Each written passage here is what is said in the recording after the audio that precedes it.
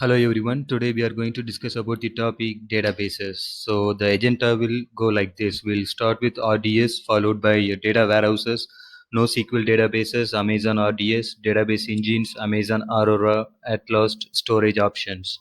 So the database introduction. So what do you mean by database? It is nothing but storage of records which is in a structured format.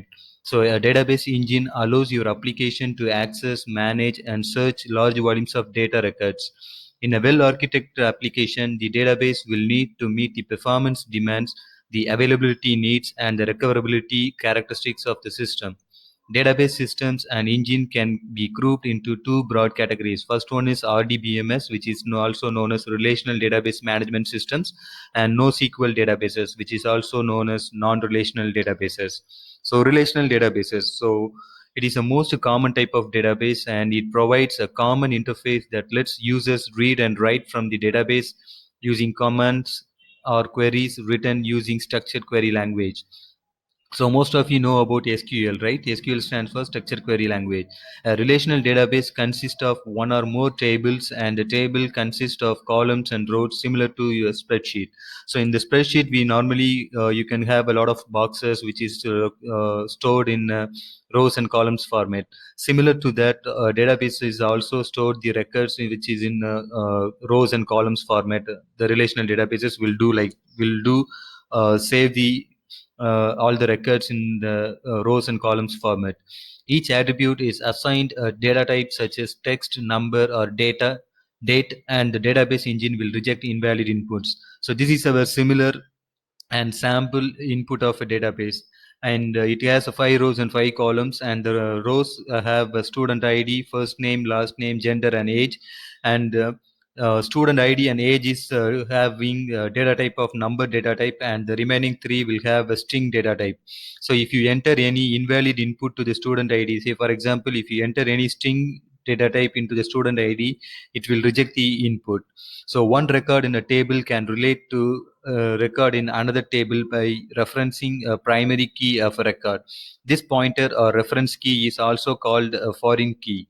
So a relational database can be categorized as either an online transaction processing or online analytical processing database system, depending on how the tables are organized and how the application uses the relational databases.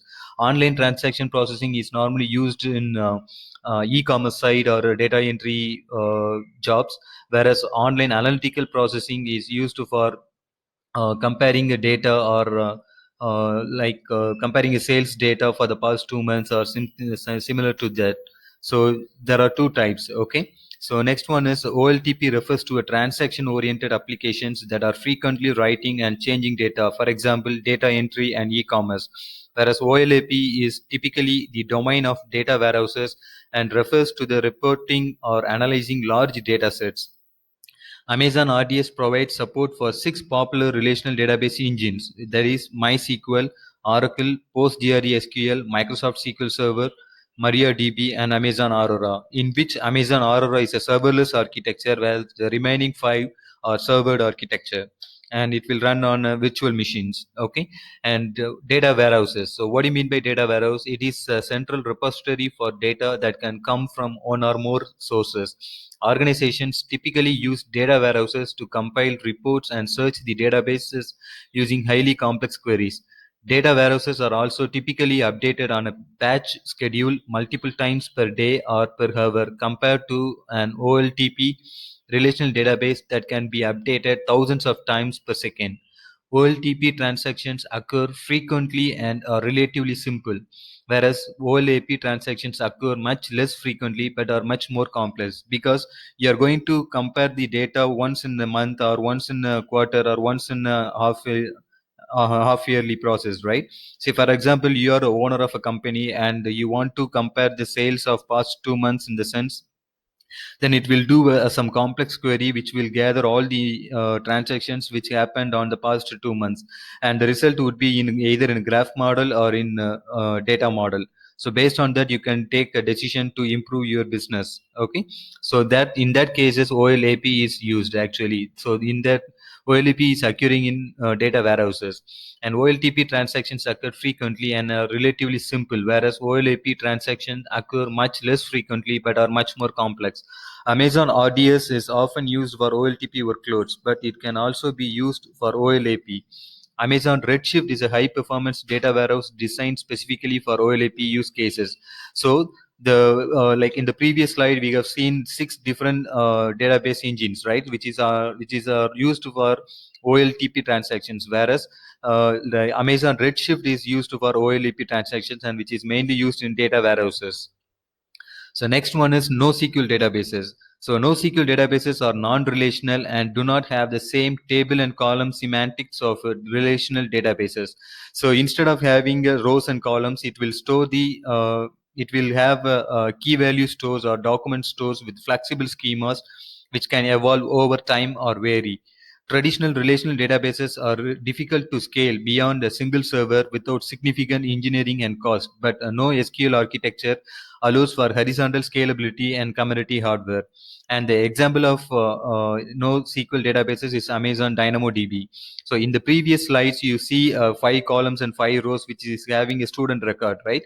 So if you're going to if it is a non-relational database, I mean, if it is a relational databases, you cannot if you introduce a new column or new row for students marks in the sense or students address in the sense, it will have only it will not be applicable to all the existing uh, data sets where in the relational databases, where when you go for a non-SQL databases, it will you can easily introduce a new column or new row which will be applicable for existing instances, I mean existing data sets as well. So this is a main advantage of using NoSQL databases. So next one is Amazon RDS. So what is Amazon RDS? It is a service that simplifies the setup, operations, and scaling of a relational database on AWS. It helps you to streamline the installation of the database software and also the provisioning of infrastructure capacity. And within a few minutes, Amazon RDS can launch one of many popular database engines that is ready to start taking SQL transactions. After the initial launch, it simplifies the ongoing maintenance by automating common administrative tasks on recurring basis. So all we have to do is we need to install and we need to launch the RDS instances. So once it's done, that's enough. Like it will ready to accept the queries, and it will be easily accessible, and it we can user can read and write data from the Amazon RDS, which or Amazon RDS. Okay. So next one is database engines. So these are all the 6 relational database engines which is used in Amazon. So first one is, I mean, which is supported by Amazon. First one is MySQL, followed by PostgreSQL, SQL, MariaDB, Oracle, Microsoft SQL Server, and Amazon Aurora Serverless. So as I mentioned earlier, Amazon Aurora is a serverless architecture, whereas the remaining 5 are servered architecture, and all the instances will be in the virtual machines. So all these softwares can be installed on the virtual machines. Next one is Amazon Aurora. So it offers enterprise grade commercial database technology while offering the simplicity and cost effectiveness of an open source database. And it is a MySQL compatible and is a fully managed service.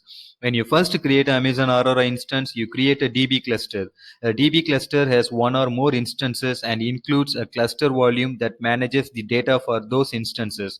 An instance Aurora cluster volume is a virtual database storage volume that spans multiple availability zones, with each availability zone having a copy of the cluster data. So which means if you have a backup of your data with three different availability zones. So each availability zone will have a 2 number of copies, and more overall it will have a 6 number of copies of your data. So next one is Amazon Aurora DB cluster consists of 2 different types of instances. First one is primary instance and the next one is Amazon Aurora replica. So primary instance is nothing but which supports both read and write workloads. So when you modify your data, you are actually modifying the primary instance.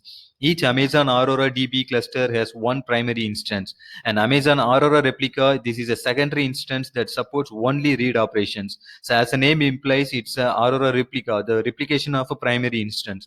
Each DB cluster can have up to 15 Amazon Aurora replicas in addition to the primary instance.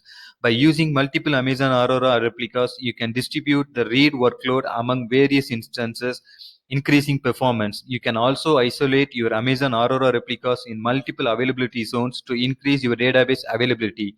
And please do remember, Amazon Aurora replica is not for a scale over. I mean, it is not used for failover concept. It is purely improve your performance, your application performance. Okay, and since it is supports only the read operations, it's purely used for only the improve the application performance. Next one is storage options. So Amazon RDS is built using Amazon Elastic Block Store and allows you to select the right storage option based on your performance and cost requirements.